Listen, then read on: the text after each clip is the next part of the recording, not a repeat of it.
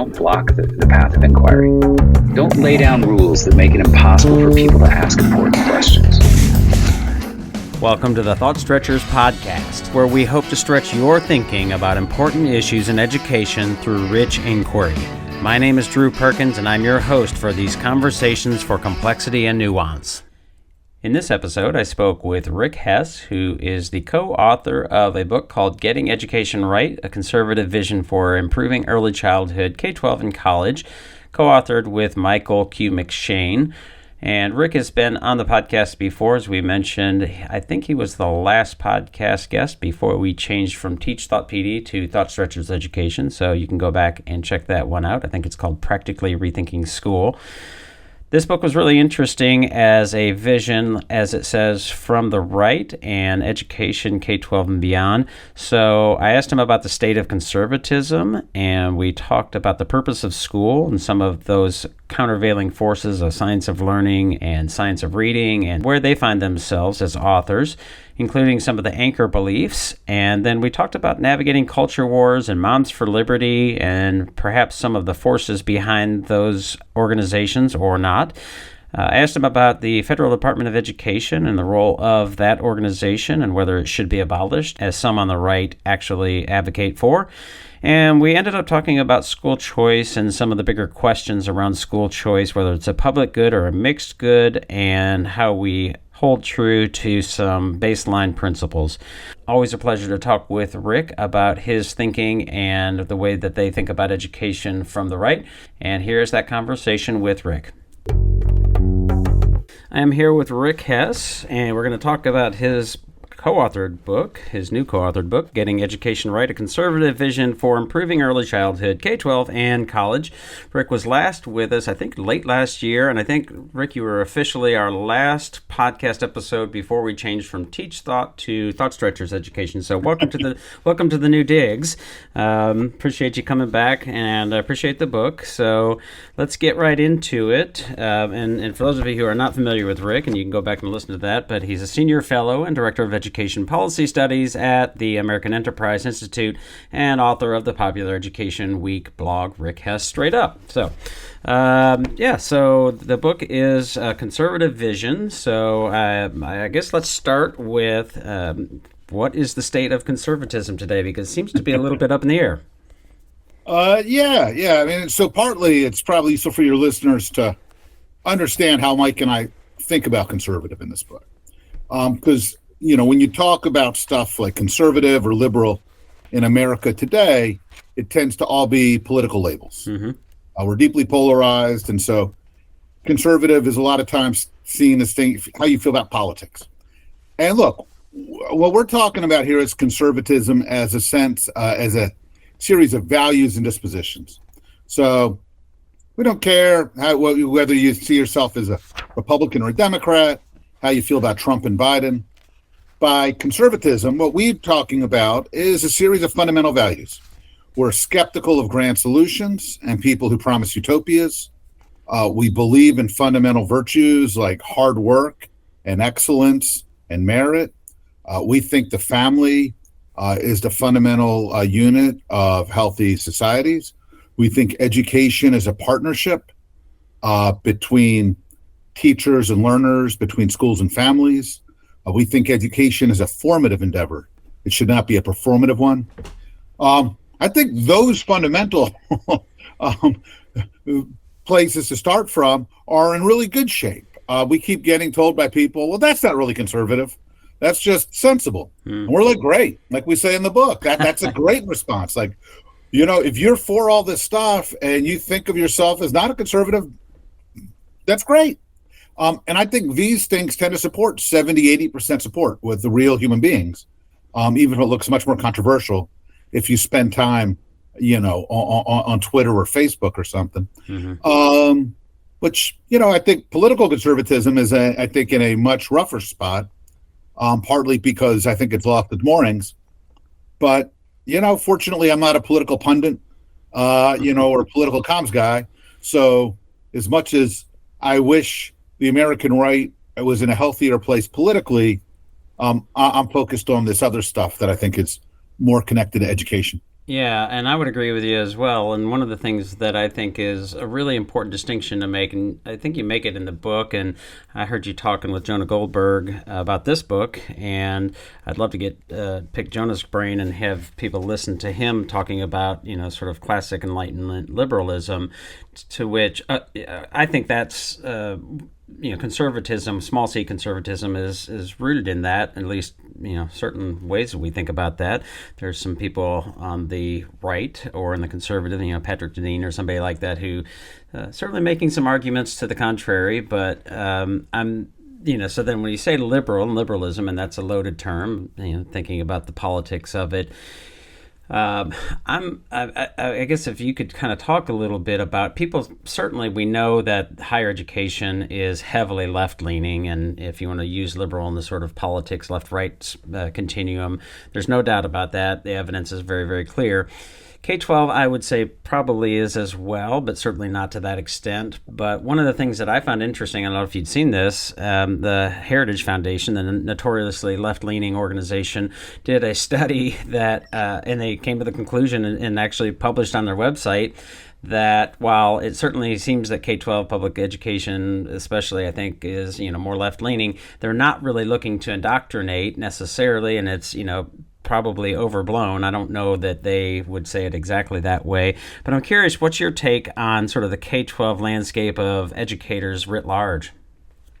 Yeah, and I think, even in higher ed, what's interesting is I think 10 or 20% of the folks on campus, faculty or students, are really using these institutions as a performative perch. It's a chance for them to, work out their issues or, promote their ideologies. Mm-hmm. I think the lion's share of folks in higher ed are actually much more committed to the mission of the institution. They're interested in asking questions and learning and discussion and research, but they're so intimidated. And we see it with these college presidents, right, that they have been bullied.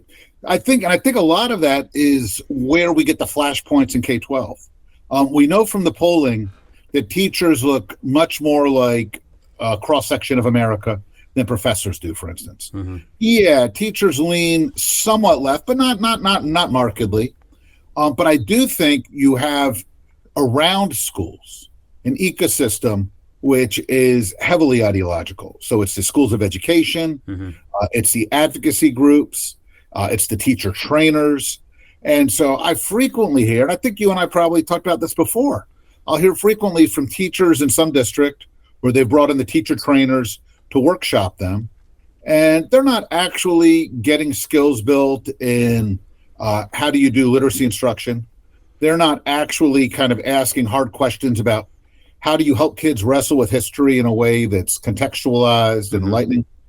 What they're doing is they're getting workshops in, anti-racism, which engage in these crude caricatures. Mm-hmm. And the white teachers feel scared to death to speak up because they see somebody get mocked or called out. Mm-hmm. When they're being taught about the policies for enforcement of civil rights law, they're being taught that it's encouraged that they not tell parents about a student's gender identity in school. All right. The idea that some educator, principal or teacher who's known a kid for 6 weeks or 8 weeks is going to cut their parents who they've known their entire lives out of the picture, and that this is being, I don't find that a lot of teachers, even teachers who, identify as left-leaning, mm-hmm. are leading the charge on this stuff. They're usually too invested in their communities. They know the kids. It's complicated. It's personal.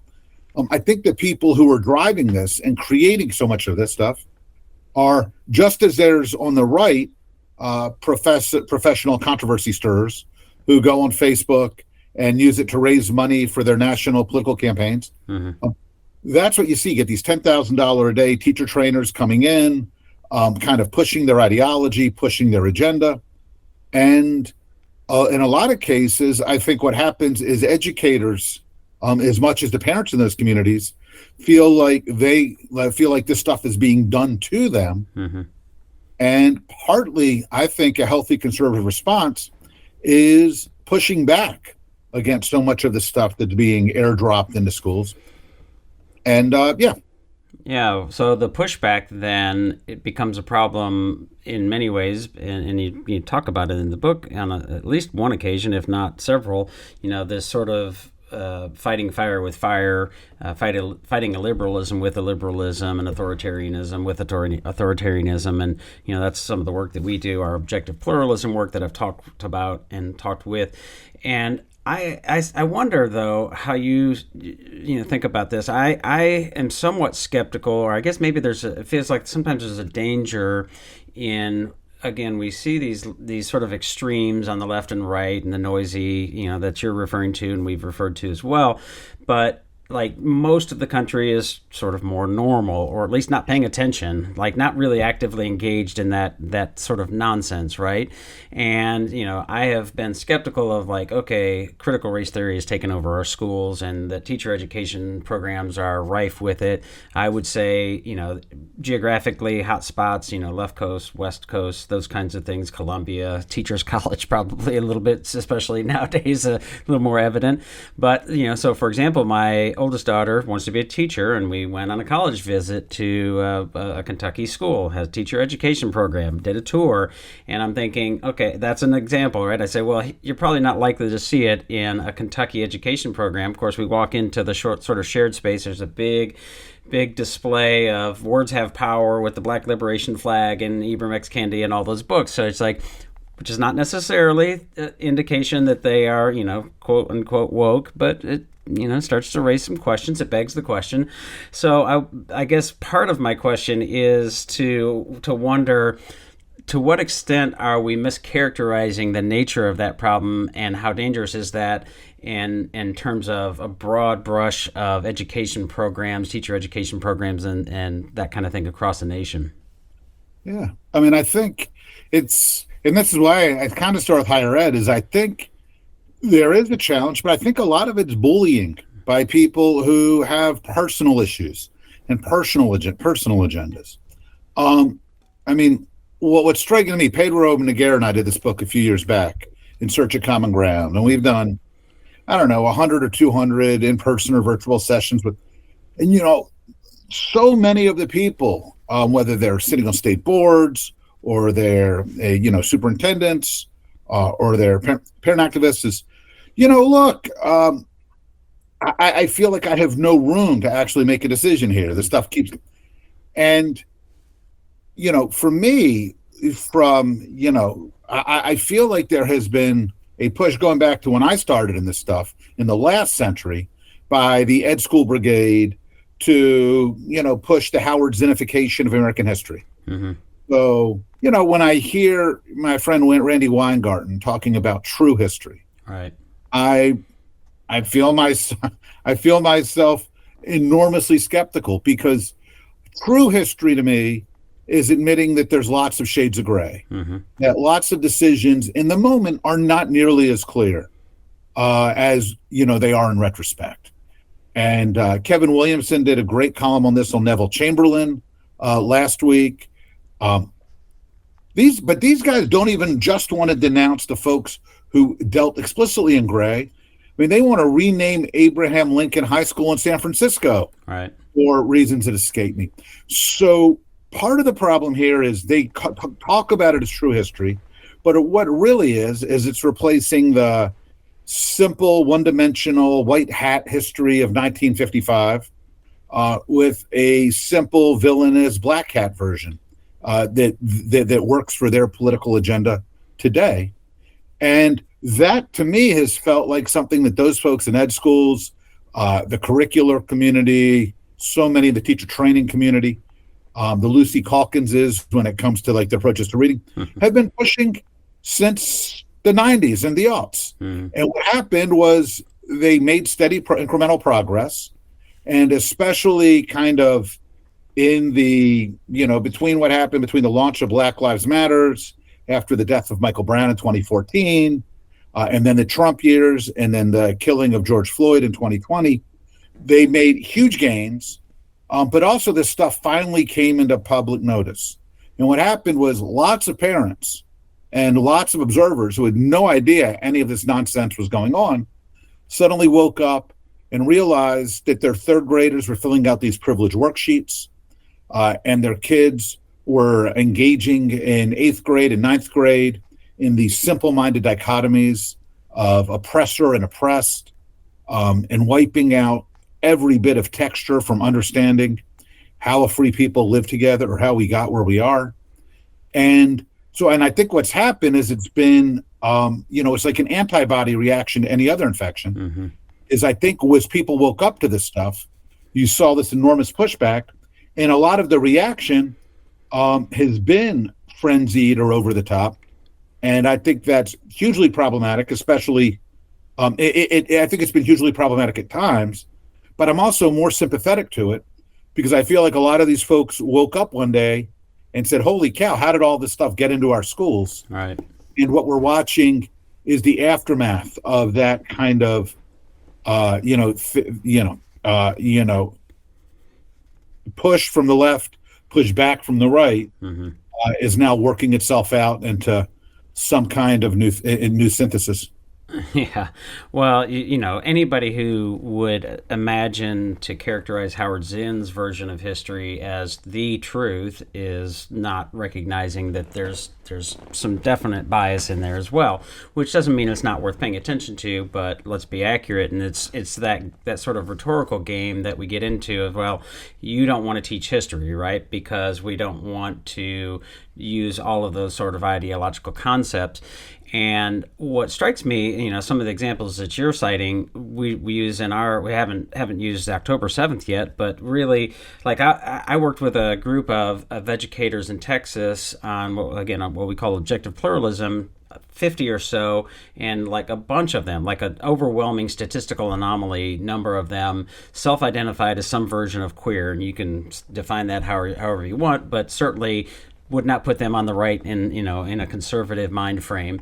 And when we pointed out some of the ways in which the left and honestly the right are being a liberal, that sort of brought to light some of those things like, oh, okay, I didn't sign up for that. And, October 7th is a great example. It's like, I didn't sign up for, gassing the Jews. Geez, what side am I on? And that, I think, is a really important piece, is to lean into the liberalism, the Enlightenment liberalism, and for me, that's a real line of demarcation. And, again, I think it's important. People will say, well, people on the right, they don't want to teach history, they don't want to do DEI, and you make the point a couple times in the book that that's not true. It's just it's a matter of how we're doing it. So I want to make sure that folks understand that. If I could get you to talk a little bit about these 4 beliefs, these sort of anchor beliefs that you have, because I think these core values, I think, are really important in the message that you're trying to get across.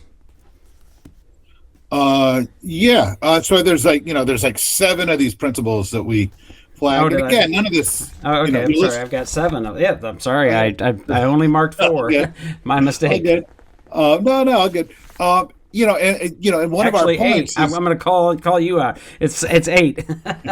There you go. Exactly. Because part of our point is like, look, there's nothing scientific about that. It's as we were writing, and so there's 8. Yeah. And as we were writing, we were like, what are these foundational beliefs that, not in a political sense, but in a sense of the things we value, the things we believe in, that we ought to have. And casual listeners ought to know that Mike and I, none of this is original to us. Mm-hmm. I mean, part of what's not, when we talk about conservatism as a body of thought, I mean, what we're talking about is taking old, simple ideas, that can be, that we owe to Burke and Kirk, Burnham and Buckley, and we're just applying these. So what are some of the fundamental ones? One is that we're skeptical of utopian grand solutions. What's one of the reasons that I am that I have such grave concerns about the way, say, DEI is done in schools? Because I think it's being pushed by people who have some vague notion of what a good society must look like. Mm-hmm. Same kind of concern on a different order that I had with a lot of No Child Left Behind, mm-hmm. which is, here's the right way to design an education system from the top. Mike and I tend to think that things work the way they do frequently. It's Chesterton's fence kind of analogy that, things grow up and are built for a reason, and habits and mores and routines. And we should be we should be careful. We should be thoughtful when we kind of disavow or tear down the old. Chesterton's fence was the old adage that, you should never tear down a fence until you know why it's there. Because you tear it down and then some like wild man-eating lion comes out and eats you. You're like, oh, I should have known why this was built. Right. So that's one fundamental principle for us.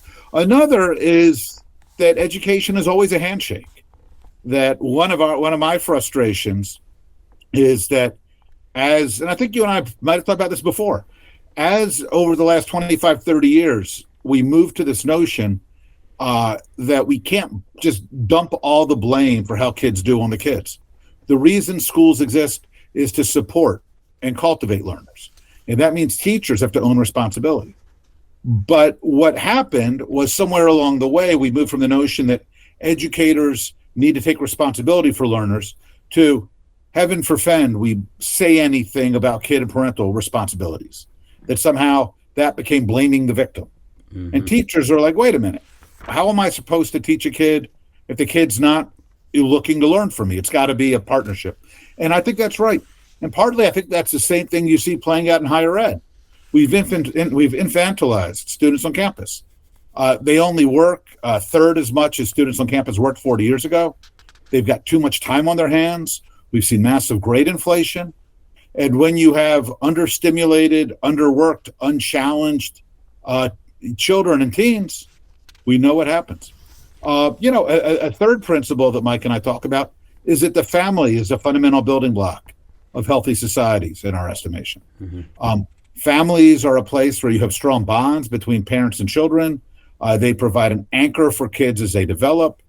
That our approach to schooling should always be to respect and work with families, not to displace families or marginalize them, or imagine that because parents have challenges that somehow we can bypass them.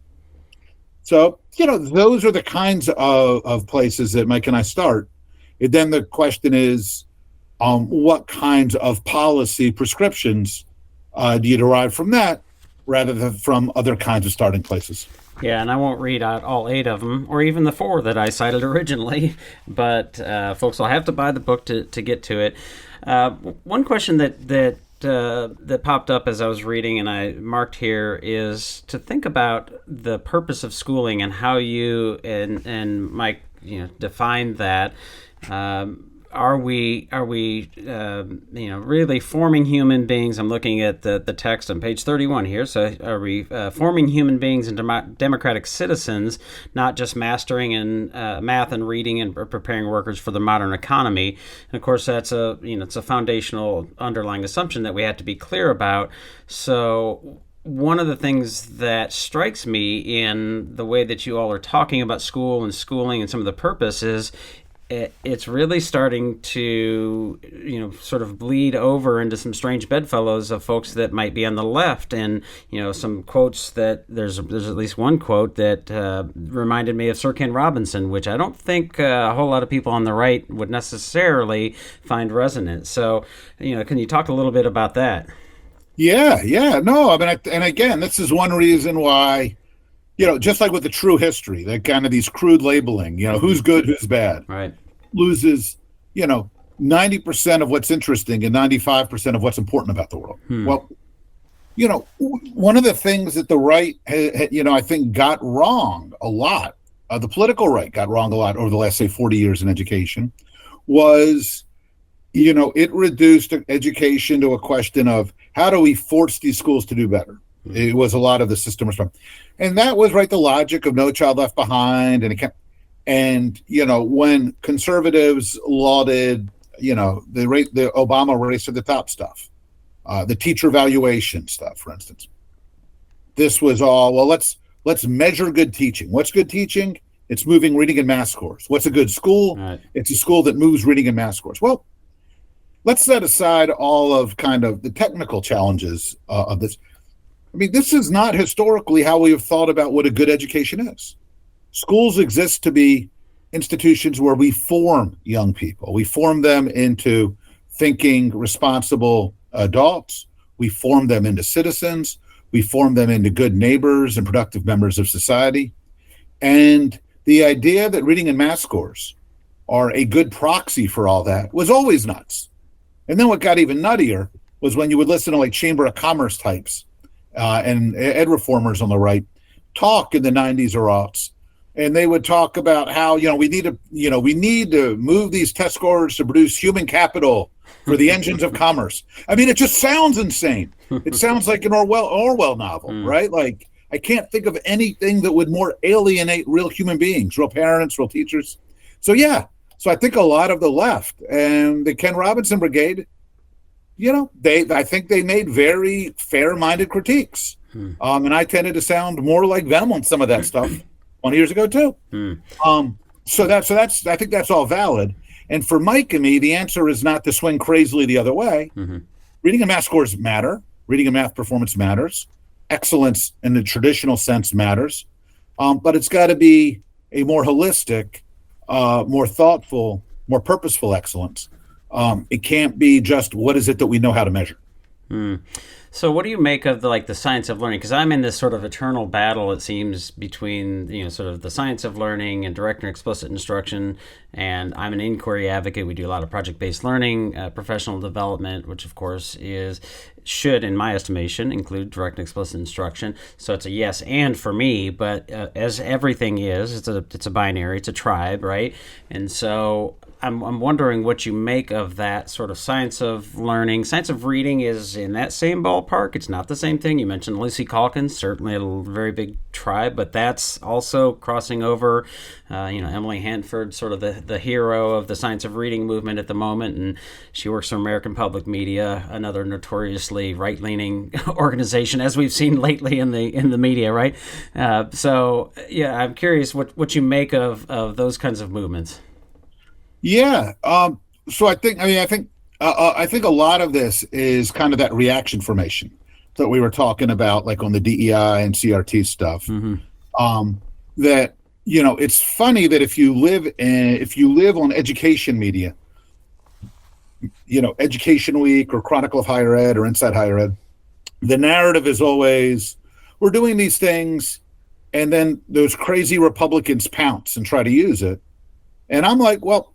Actually, what's happening here is, by design, the Ed School Brigade is trying to push a bunch of stuff, changes that it wants to see. It's open about the fact that it's trying to change things until it gets controversial. And then when people wake up to push back, then they go, what are you talking about? We weren't trying to push anything. And they get... So I think part of the larger issue here is we need to be honest about these tensions. I think the science of learning is vastly uneven. Partly for me, when I talk about this, I usually talk about it as analogous to kind of research on public health versus medical interventions. That when we're talking about a new vaccine, we're talking about a discrete intervention that's being administered to an identifiable individual under very controlled circumstances. So they're giving you X much of this thing to this person, and they're going to give you 2 shots 6 weeks apart, and they're going to do lots of testing on how that actually plays out in advance. And if the tests are reliable and valid, we feel pretty good that your results are going to be what they expect. That's totally different from when we study how do you help kids lose weight. When you start studying what's a good nutrition program, well, it depends. How long is the program? How much access do they have to fresh fruit? Who's running this thing? Is there a playground component? And I think so many of our learning interventions tend to be much more like public health. They tend to be the rest a lot. So you find schools that do, project-based or inquiry-based learning extraordinarily well. You sit down with a school leader or a grade level head, and they talk you through it, and you're like, oh man, okay, I get it. And then you see a couple of schools that have done the dog and pony show and picked it up and got some consulting, and it's a whole different story. And it's just like replicating that anti-obesity program. Whereas for me, the science of reading stuff feels a lot more like developing a vaccine. When you're dealing with early building blocks, phonics, phonemic awareness, skill-based, drill building, So for me, partly it's developmental, partly it's about how solid is the foundational knowledge on which the thing rests. And then partly how much are we talking about that the power is in the implementation versus kind of the design elements in isolation.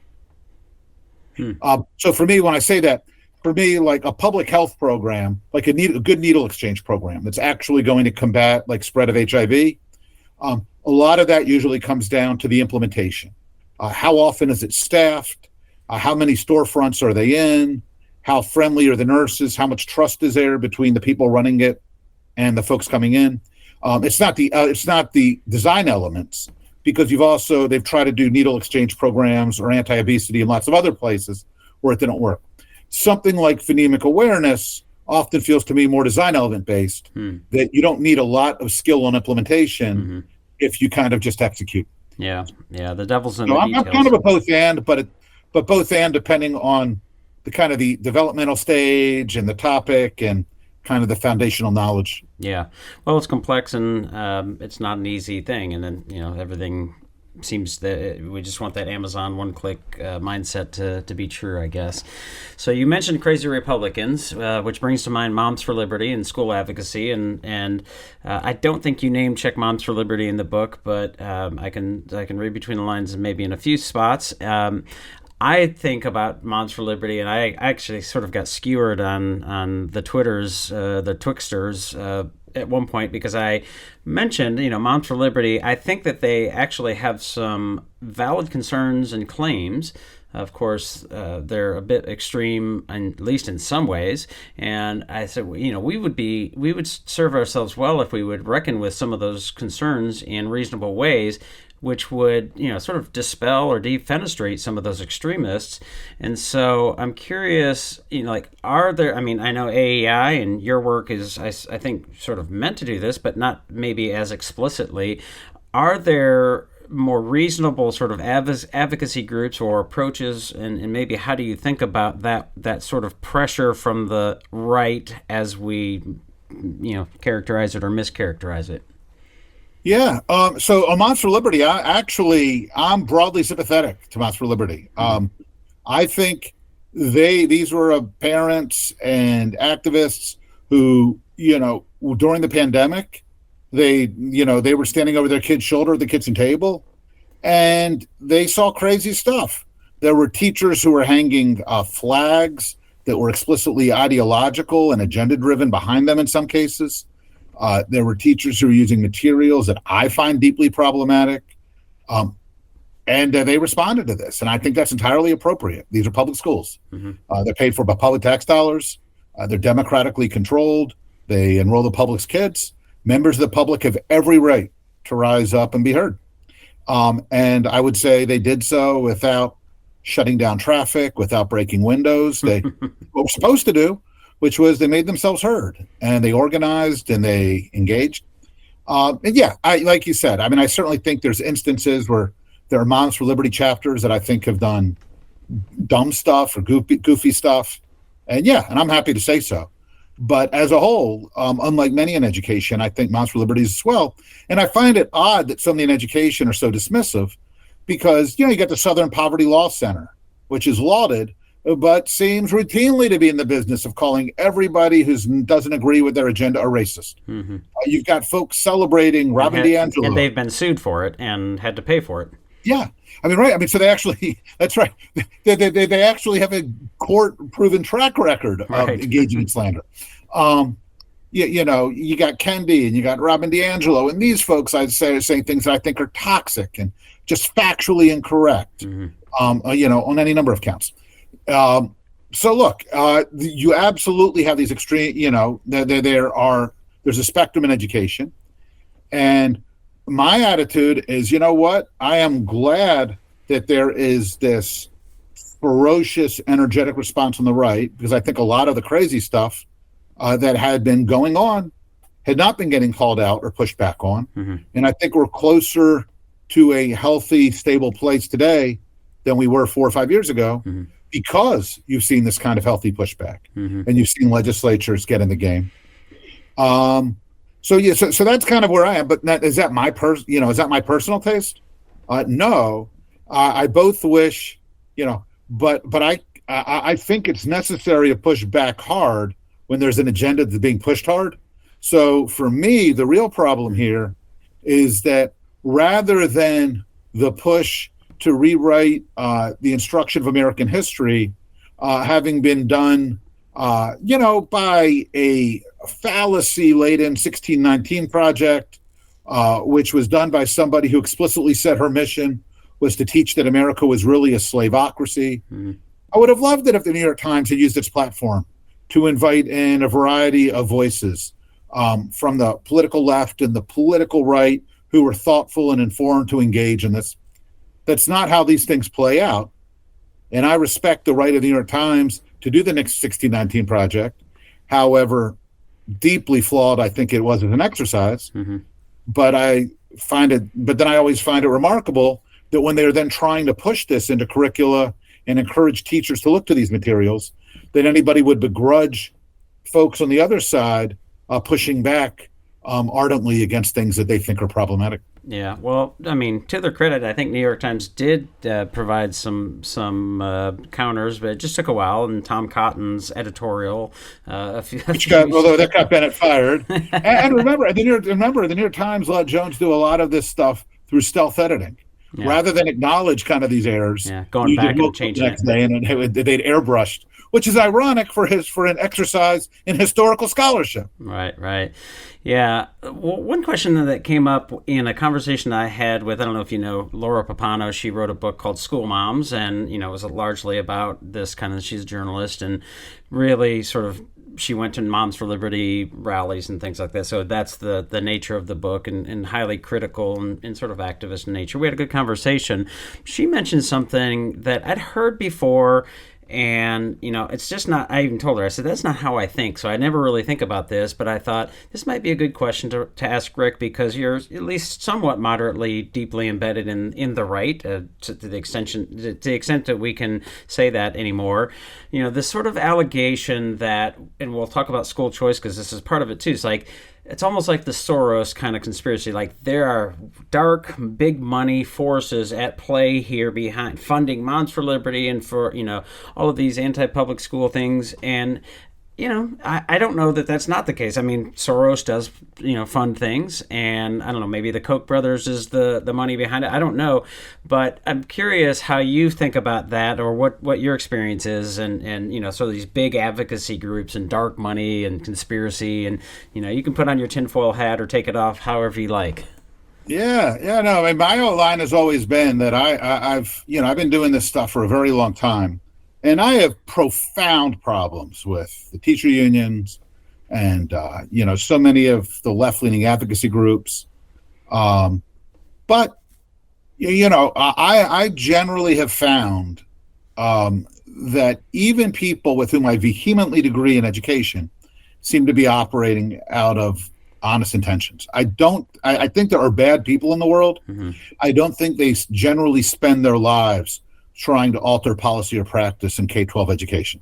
It's not really a magnet for those kinds of people. There's other better places to go wreak havoc or get rich.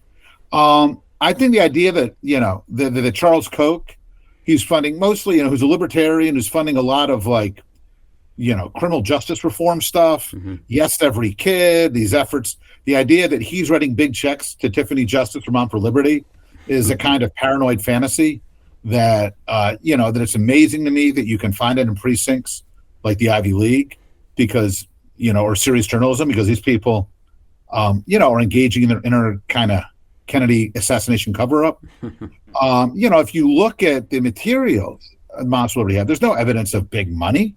I mean, they were their school board races, these were not richly funded. Their gatherings, where's the money going? If anybody, Black Lives Matters, right? What, a couple $100 million they raised, and about a third of it was found to have been siphoned off. Yeah, some nice homes bought. Yeah. Yeah, that's So look, the school choice stuff that these guys are trying to get rich by privatizing. These guys are already rich. The people who they're fantasizing about. Mm-hmm. And the idea that and what's funny is this is a debate that the paranoids and the anti-choice side have generally lost. There's an argument about the value of neighborhood education. I get it that families want to be able to send their kid to a school where they know their neighbors, where the families meet one another. There's value in schools as communities. That's great. There's an argument from people who have paid money to buy into a school district that part of what they paid for was access to those districts. I have sympathy for that. There's arguments from people who work at the unions and teachers that they don't want to have the collective bargaining agreements disrupted by having districts down. Okay. I mean, I get it. It's self-interested, but it's legitimate. Mm-hmm. But the idea that to say, look, we think families who don't currently have options ought to have more options, that we think it ought to be easier to find a school where your kid is well served, especially after public schools in some places refused to reopen for a year after the pandemic. To imagine that you need any kind of conspiracy to explain why people would fight for this or would be interested in it is nuts. And I think, again, this is where the American public is highly sensible.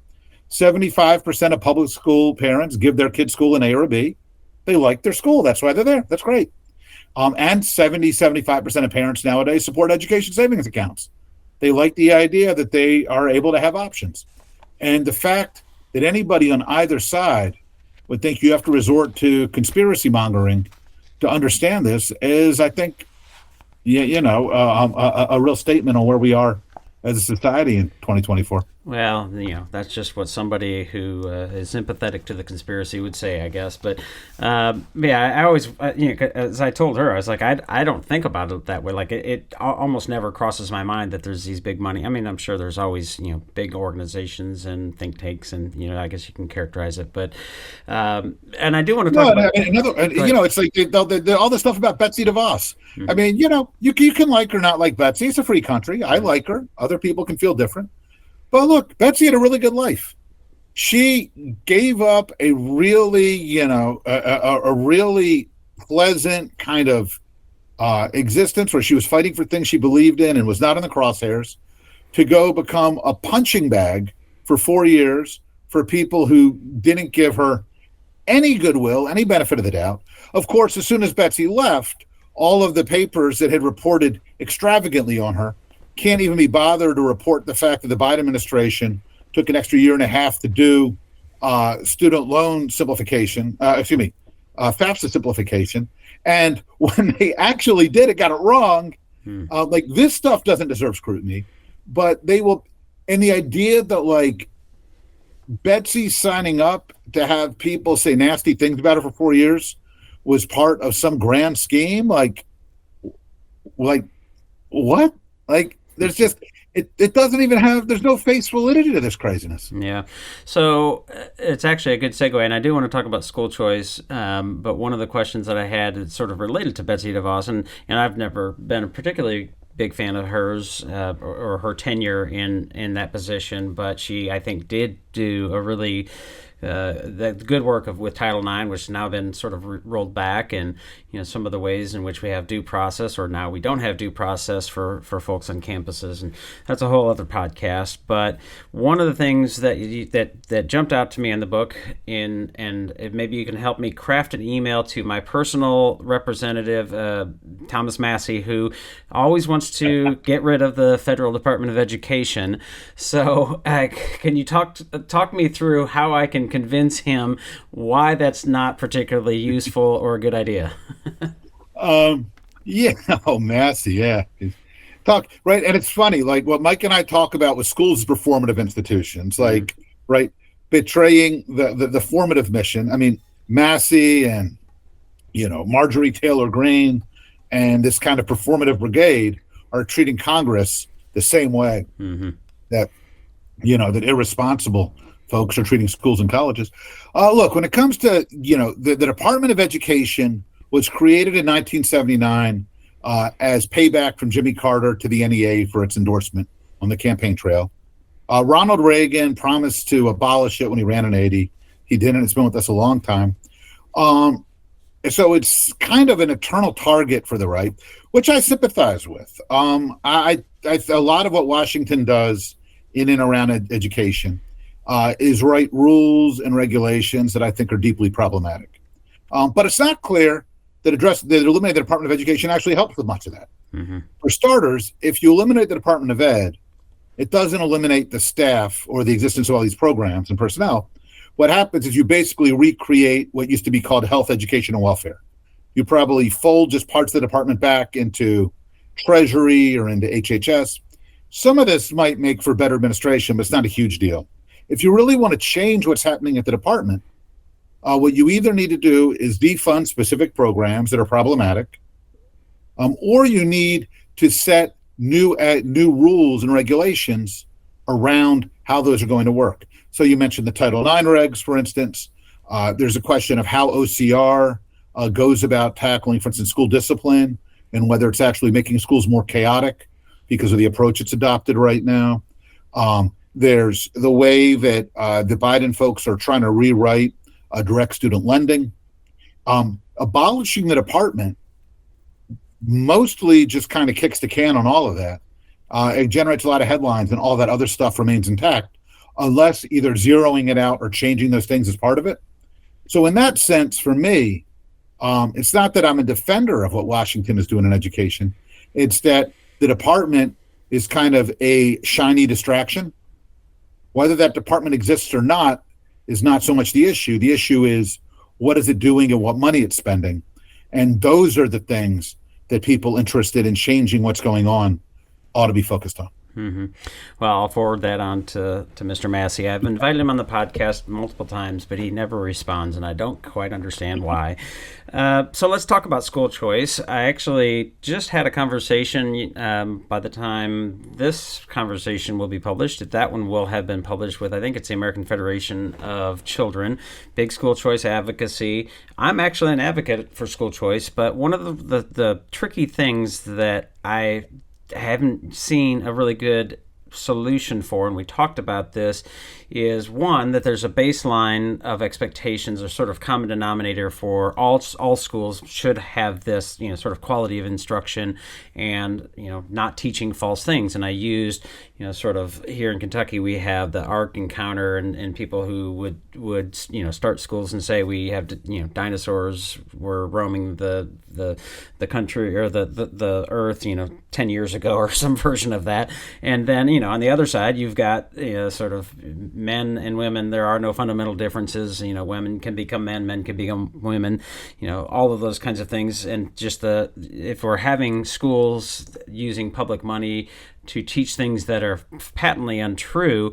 I saw an example the other day. Again, it was on Twitter, so it must be true. It was a religious private school that I guess is getting some ESA or voucher money that was discriminating. Like you can't be a student at this school even if you listen to inappropriate music at home or something like that. Now, I don't know if that was true, but it begs the question of how do we advocate for school choice and use these sort of mechanisms without crossing that line or those lines? Because there's a couple lines there I've identified. Yeah, no, it's a great question.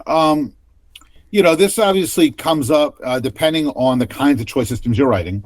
But, some of this right now, for instance, the Biden Title IX guidance says that right now it has just become illegal for schools to insist there are biological differences between boys and girls. So, right now, I have a lot of sympathy for folks on the right who feel like this is asymmetrical. Mm-hmm. They feel like, all right, we should not be teaching that, that the world was created, in 6 days. But how come these guys are getting to, insist that our kids learn there's 57 genders and learn that Israel is or Zionist colonizers, and learn that there's no biological. And so partly we're in an environment right now where even what constitutes kind of truth and untruth is contested.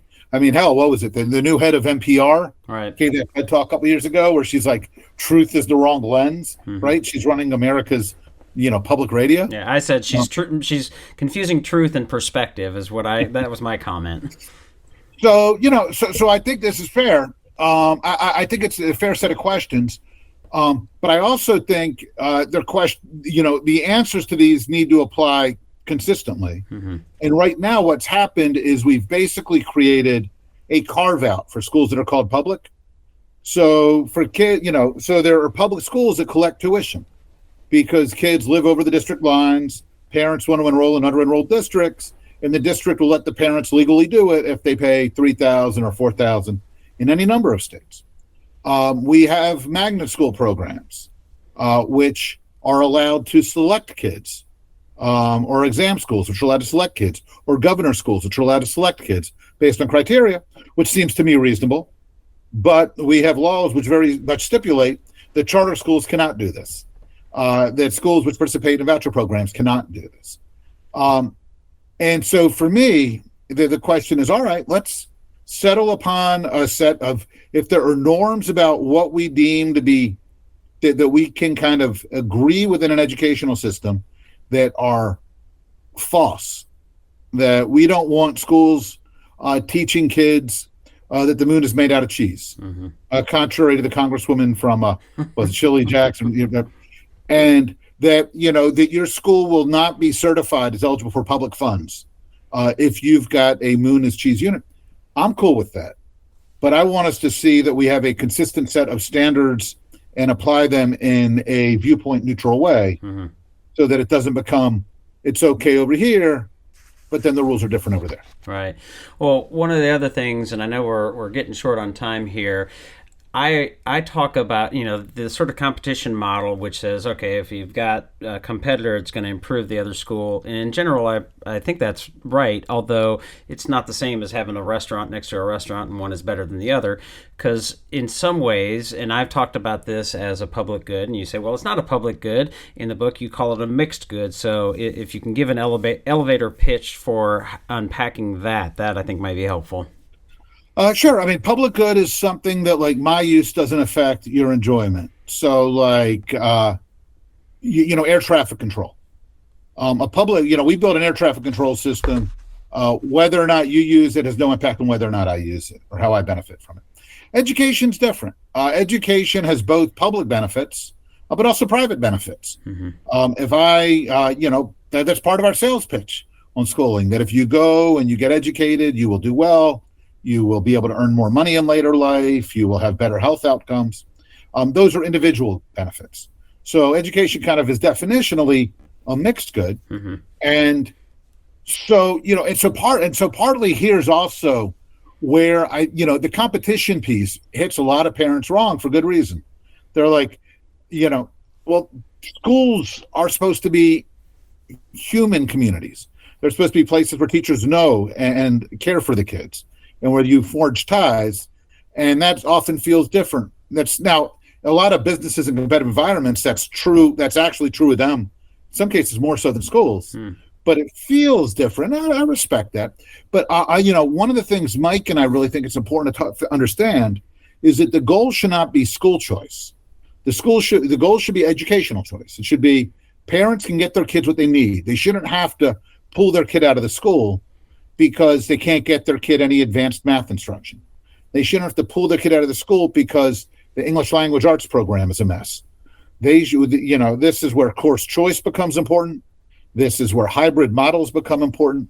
And so partly it's not just the notion of this school competing against that school. It's, can we make it easier for parents, whatever their situation, whatever their kids' needs, to find the learning environment that makes sense for them.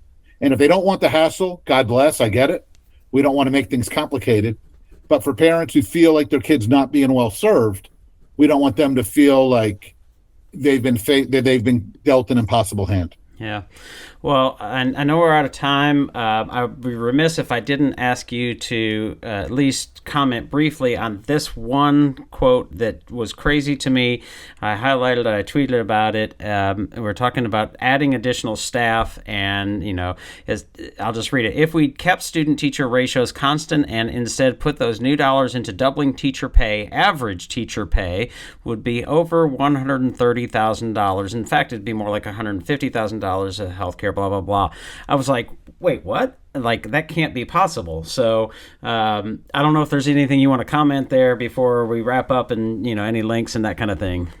Yeah. No, the band Rush said it well back up once upon a time. They said, if you choose not, if you choose not to decide, you still have made a choice. And what we have done over the last 50 odd years in education is we have added staff much faster than we've added kids. We've added teachers about twice as fast as kids. We've added non-teaching staff much faster than that. Since 2000, we've seen student enrollment grow 5% and central district administration grow 89%. So even setting aside the enormous growth we've seen in non-instructional staff administrators, which is another huge target where we could put those dollars into kids, if we had spent every penny on kids in school that we currently spend, but we had just said to ourselves, instead of hiring teachers faster than we're hiring kids, we're going to put all those extra bucks into teacher pay. Average teacher pay today would be exactly what you said, $150K or higher. Yeah, it's just crazy. So the book is Getting Education Right, A Conservative Vision for Improving Early Childhood, K-12, and College. We'll put the link to purchase it. I assume it's on AEI.org and Amazon and all those places. He's at Rick Hess 99 on Twitter. I just recently saw that you are one of the most influential people in education, so I feel privileged to be talking to you once again. But yeah, thanks so much for your time. I appreciate it. Hey, good to be with you, Drew. What we need to do is spend enough time together that we can start to translate our ideas into each other's language and include one another in this community of inquiry. And that is the work of love.